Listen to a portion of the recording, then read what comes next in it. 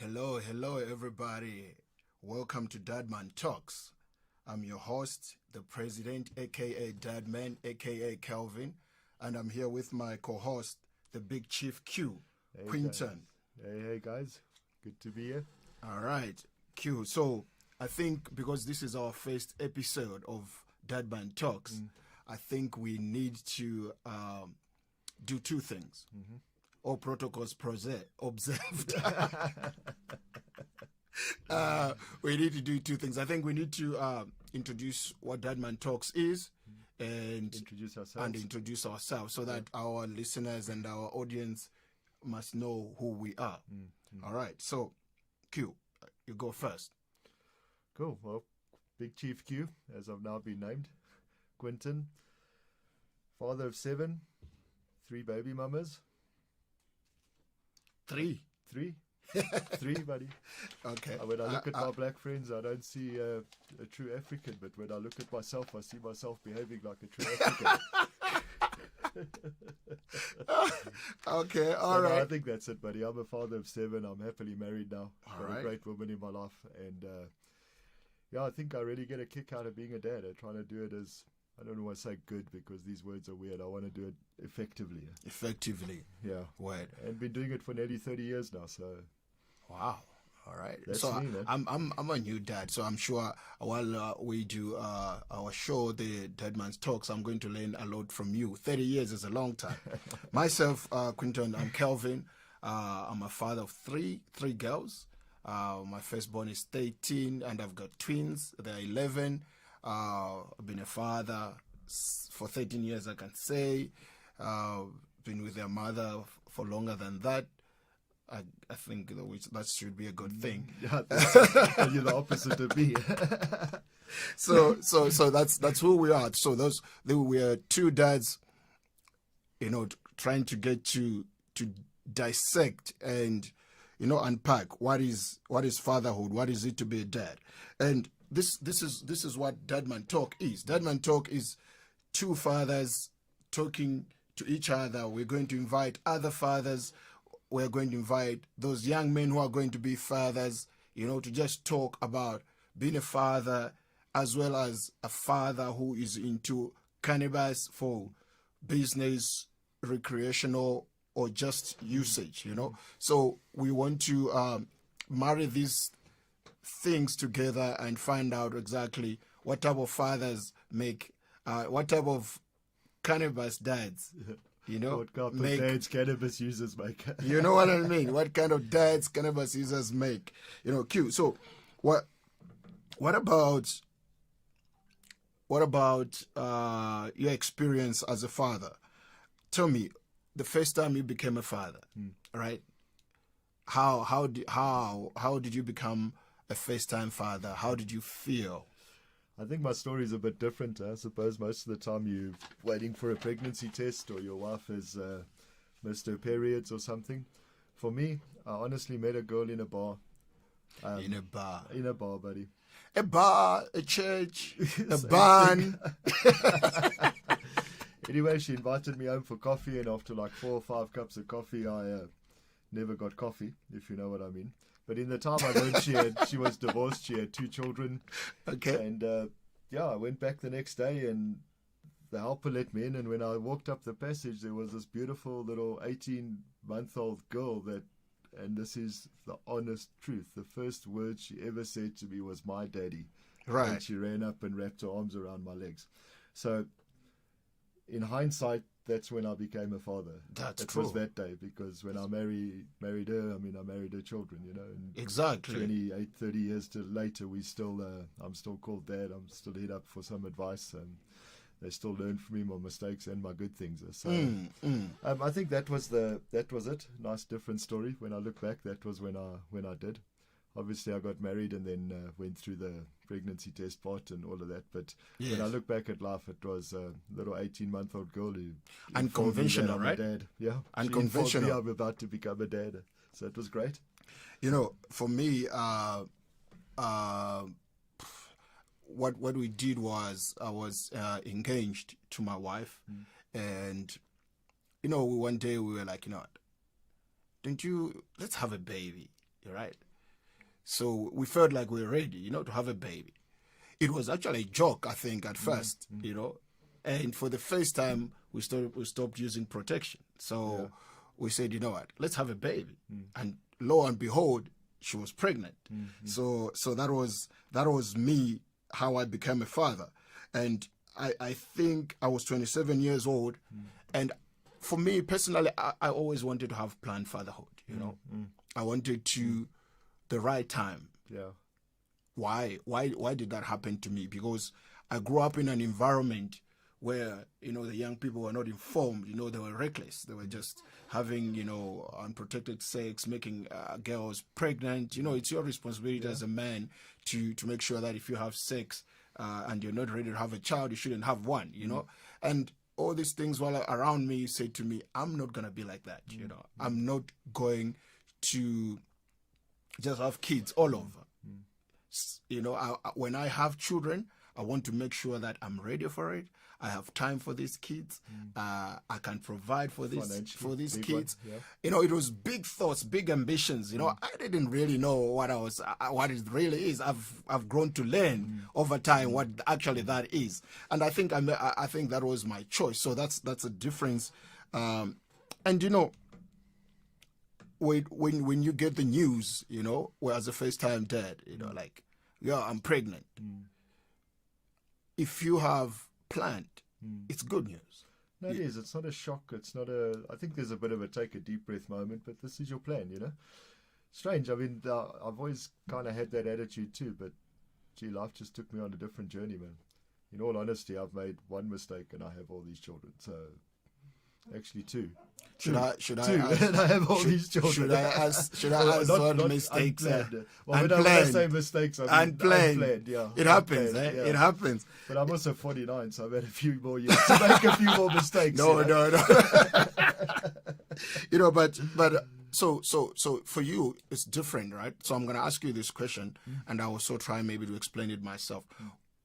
So you made your partner that time, and you met the child, and you immediately became a father. You became a stepfather. And what affected you right there and then? What changed in your life? Personal growth. What happened immediately? Look, I think when you have a love for your child, the dynamic is completely different because, look, how do I say this? Being with your wife is a choice for both of you to be in a partnership. There's no choice involved for your child or for you. You get what you get. Yeah. Don't let the kids hear that though. Right? They'll say, yes, we didn't choose to be born. It's been validated. But your child is an absolute direct extension of you, physically, emotionally, in all ways. Yeah. Whereas your wife is an extension or an addition to you. Your children are an extension of you. And I think I slowly started to get that very quickly. I came up from a home where I left very young. I ran away from home like 16 years old. So I had that broken family thing. So I think I fell in love with the idea of family first. And this was really that makes sense. That makes sense. As I've looked back and looked at it on life. But wow, what I got out of it. Kids, great kids, grown-up kids now that are looking and doing planned parenting themselves. None of my children have had accidental pregnancies. That's awesome. Going ahead in their careers. That's awesome. So I'm all for planned parenthood. I think it's the best thing that we must encourage. We must talk about. It will change our society at large. And for myself, I think when she got pregnant. And she told me, and the first thing was, okay, we stay in different places. Let's stay together. And she was like, hey, I know you. I don't want to stay with you immediately. I want you to make sure. I'm like, I said, let's have a baby. How sure can I get? You know what I'm saying? So that's the first thing was we moved in together. All right, and your independence as a man is gone. You understand? So now, you just don't up and leave your flat as you wish. Now, you have to account to your partner, to your girlfriend all the time. Obviously, when you are in a relationship, you usually tell each other, "I'm at this place," but now. When you're leaving, you must say, I'm leaving, I'm at this place, I'll be back at this place. That was growth for me. It was a change. And also to start, planning for somebody who's coming. You start thinking finances. You start thinking, shit, wow, maybe I must look for a better paying job and all those things. Those were the first two things that happened to me, to become more accountable with my life, to every risk that I take now from there on until now is always assessed. Like, okay, am I being selfish? Is this too dangerous because I'm a father? You know what I'm saying? That type of thing. So that was definitely adjusts all the dynamics completely, buddy. And it's not an immediate thing either.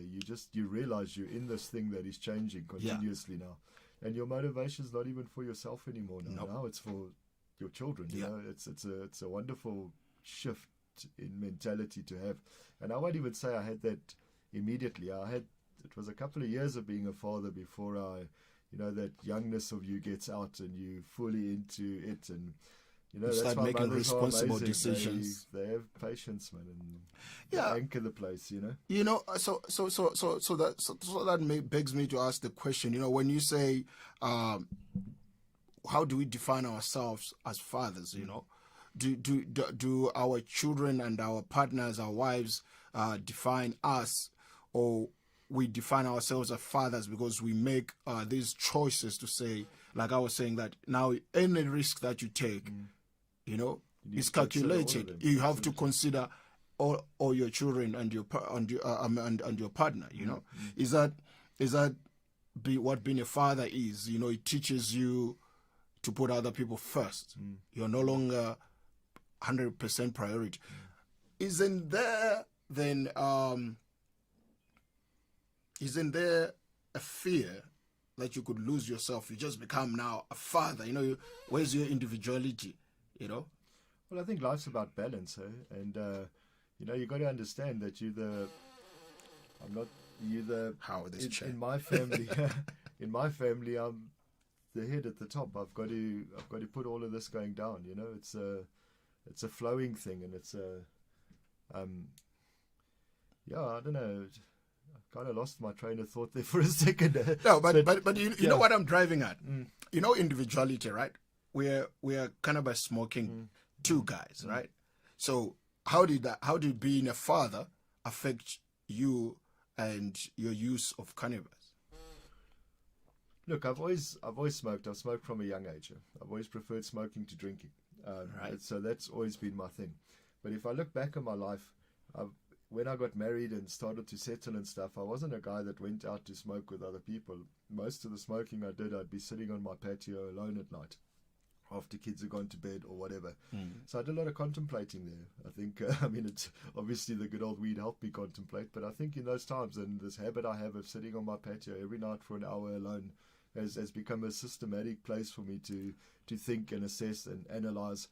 And I think the thing I'd like to do most is have a real relationship with my children. I'd like it to be at a place where if my daughter did fall pregnant, she feels nervous and take a deep breath, but I can go talk to my dad. Yes. Yes. And he'll be okay. He won't be wanting to kill people and pull out shotguns and create bigger problems. Yeah. So, to keep it all balanced and act before you react. This is all these things that parenting has taught me. Act instead of react stopped me from hitting my children, because when I had 5 minutes to think about it, all of a sudden hitting them wasn't the same first thing that came to mind than when they just did the thing, Yes. So I think contemplating balance, that's what smoking has brought me, For me, when I smoke, it slows things down a little bit. You're more focused. You don't do rash things. I like that you take time to sit on your porch and smoke in the evening. I do that as well. Late at night, just smoke that last joint. Reflect on the day. So I don't think being a father changed my use of cannabis, but maybe it made me more responsible, because sometimes you just want to smoke the whole day. I don't know about that. I'm not judging.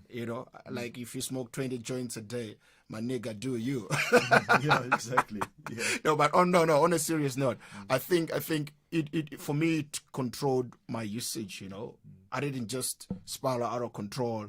I I always use it with respect that cannabis deserves. You know, use it for recreational and as well as, you know, to just reflect reflect on other things. So I think being a father who uses cannabis is not different to being a father who doesn't use. I think we must talk about that stigma to say someone who smokes weed, who uses marijuana for whatever reason, is also upstanding member of society and can be an upstanding father. I think that's my point. That's what I'm trying to say. You know? Absolutely. And I think in my life too, I mean, I can absolutely attest to the fact that I think I'm a better dad because I smoke weed. I really do. Yeah. I'm not aggressive. Like you say, things take longer. You take time. You take time. This is not something I started smoking yesterday. I'm 49 years old. I've been smoking over 30 years. Yeah. It has a place in my life. I do have a joint in the morning when I wake up. But I have a very structured kind of thing. I have a joint early. I have one round about lunchtime. Yeah. And then I have one in the evening, 1 or 2 in the evening. So it's 3 or 4 joints through the day, every day. And I'm quite happy to live my life there. And it doesn't distract you from your life. You're productive. You do your work. You're excelling. You know what I'm saying. So you get to know your weed a bit better as well. You know, if you're smoking a sativa or something, it's much easier to stay operational for the brain to function. Exactly. When you go and smoke something from the corner, it hits you nicely now, and in 10 minutes' time, you're leaning on your arm. You don't know what's in the it. Sunshine, yeah. You know what's in it. So be careful it doesn't steal your time, and it can steal your time as a parent from your children too. You know? I think that's a good topic. I mean, to say if you are interested in, you know, use of cannabis, laying the different types of cannabis that are there, maybe the different usage for your sake, and also, you know what you're smoking. And I think try to gauge your cannabis from reputable sources. You know, it's something that you must use responsibly. I think that's what we're saying. You know. Yeah, and I think the guys that are selling that type of quality too, take care in what they're producing. There's more to it than just breaking a bottleneck and stuffing it full of dacha and sucking the hell out of it. Exactly. In my life, at least. I want to switch gears, right? Because I think we're talking about smoking. We might want to light up. So let's switch gears. Let's switch gears. All right. So you've been a father for 30 years, right? Yeah, close on years. No medals for this shit, you know. No. None of it, buddy. None of it. Empty bank accounts. Lots of love, man. Lots of love. Lots of love, right? My 23-year-old daughter's blocked me on WhatsApp, man. So you got to go through processes, you know. That is crazy. I don't want to laugh too much because it's a bit A now. But anyway, we go through these stages. Nah, she'll unblock you soon. But I think our kids, talking about blocking, I think our kids do block us from their socials. My child has a WhatsApp, right? And I wasn't checking for it, but a mother came to me one day and said she blocked us from checking our status. I was like, so? Like, no, what is she posting that she doesn't want me to see? And then, you know, mother's a mother. She went and did some investigation, all right? But there was nothing, all right? So I don't know, man. The kids, they're temperamental. They do their own thing. I think for me, my biggest joy, you know, is that I've created a situation in my house where my kids can talk to me. You understand? I'm not afraid. I created that atmosphere where my kids can just say anything. You know? And I actually speak to them now as they grow older to say, I want you to express yourself. I don't want you to be disrespectful, but you must express yourself. If there's something going on, speak. And you know, the kids will act out to block you like that. She's looking for your attention, say, whatever you did, you need to go and, you know, fix it. Eventually you will talk. If you allow, it'll come full circle. It's love, man. And feelings are feelings. They're not wrong. They're not right. You can't if invalidate you feel angry, them. you feel angry. Why you feel angry or whatever might be wrong, but get it out. I want to know you're angry. Thank you. I don't want you to walk around my house and then I don't know what's going on for 4 or 5 days. And these are important tools for us as parents, you know, to open the discussion, to make it easy to discuss these things, you know. Yeah. I think this is what we're gonna do a lot on Dadman Talks, right? We're gonna devour into what do we experience, as fathers? We're going to try to bring this out, in a relaxed manner. We don't want to grandstand and pretend like we're perfect fathers. I don't think I'm perfect. You know what I'm saying? And there's a lot of fathers who relate to us, and this is why I hope a lot of fathers will get a chance to know what Dadman talks. They can listen to us. They can send us questions, and they can So how did you deal with a situation like this? I'd love to hear that. I'd love to hear their crazy stories as well. You know what I'm saying? Interact with us, guys. Interact with us. Send us some questions. Yes. You know what? I've got a funny thing to ask you. Kids, they know, once they know your birthday, they know Father's Day. Have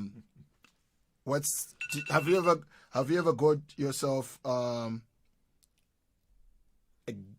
great gift? Or tell me about. Let's talk. Great gifts are good. Okay, fine. I'm more interested in the crazy stuff. I want to talk about the worst gift, like something that the child was so excited, and when you see, you're like, this shit. You know what I'm saying? Buddy, I got a handful of stones from my daughter last year. Stones? My little 3-year-old. Yeah, she All gave right. me a beautiful little card for Father's Day and everything. Right. And I picked up from school and we're home, and she gave me the card, and she went and played, and she came back with a handful of stones that she picked up playing sand with her friends, and said Happy Father's Day. And she gave it to me. So that's probably the weirdest. I don't know, bro. That's weird. Look, it's free. She couldn't afford anything else. Exactly. So that was last year. Yeah, that was last year when I got that cool card from her. Stones. Oh man, for me, I've got cards. The kids, they like to write a lot, so I've got all these funny misspelled cards. It's like, what is this, man? What is this? But it's dope, right? The sentiment's pretty cool, bro. Cool. And then they give you your own thing. You for example, I've got favorite biscuits that I make sure that I have them in my house. So my kids when they're small, they'll be like, Dad, it's your birthday. Here's a present. But this is my groceries. I bought it by myself. You know what I'm saying? Yeah. And now, last year though, on my birthday, I got morning slippers and socks. So I've got girls. So I'm like, wow. So this socks thing starts early, eh? Buddy, it starts early. I've received so many pairs of boxers and socks, and I'm a bit old, so way back in the beginning, you even used to get like a little handkerchief with these Father's Day things. So yeah, bro, some of them are really. But remember, those little things love you. That are giving it to you, and that's about the only way it becomes nicer. It's, the actual fact that they think they have to gift you something. That's beautiful. That's nice. Yeah, that's beautiful. The thought, it's a cliche when we say, it's the thought that counts. But kids, when they have unconditional love, you can shout at them now, and the next thing, they are back to you and talking to you, daddy, and all that. You know what I'm saying? Yeah. You know what? Before...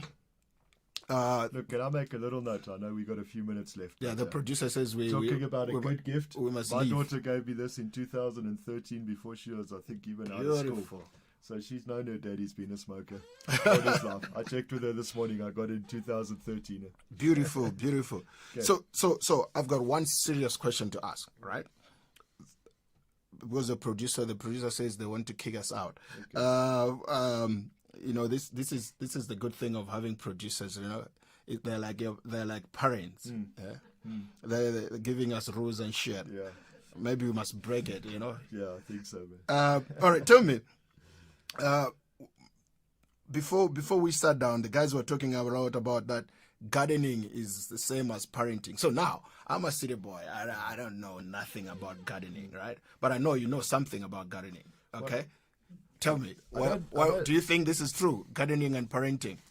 I think so. When the producer gave me my script and I had a look at this, started thinking and making some notes, and absolutely, buddy. Tell me about it. I mean, you could be really shallow about it and say you need to plant a seed. That's shallow, bruh. But once you've done that, No, look, you need to. The gardening, parenting is very nurturing. If you want success out of parenting, allow your children to stumble, be a catch net, and gardening is very much like that. I'm going to do a little project on edible flowers, like we were discussing. I'll Yeah. put some stuff back on the next episode. Yeah. But I want to go through the process again of birthing something, growing it, nurturing it.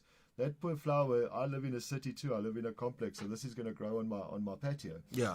That thing will not survive without me. Yeah. Right. 1 week it'll be dead. Taking care of it, That's it. watering it. Exactly. You know, I thought it that way. You know, I thought about it that way. Like, you know, weeds, right, is bad behavior on your kids. You take weeds out of your plants. You know, that's what I thought. I thought about, you know, nurturing, you know, it's like watering them, you know, teaching your kids what are good manners, bad manners, you know, sending them to school. So it did click with me. It's like, there is, you know, gardening and parenting is definitely one thing. So we're going to play with that one, guys, and we'll come back a little bit about it. Yeah. But I'm going to do something on edible flowers. I was quite surprised to give you guys some info next time. All right. And then we get it rolling. So we want to create this culture of a quotation before we close our show every time we do our show. Today's quote is a Chinese proverb. Life begins the day you start a garden. You know what? Thank you very much for tuning in. That was Dadman's Talk. Big Chief Q. The president. I'll see you around, man. Yeah, man. Cheers. Cheers, guys. We out.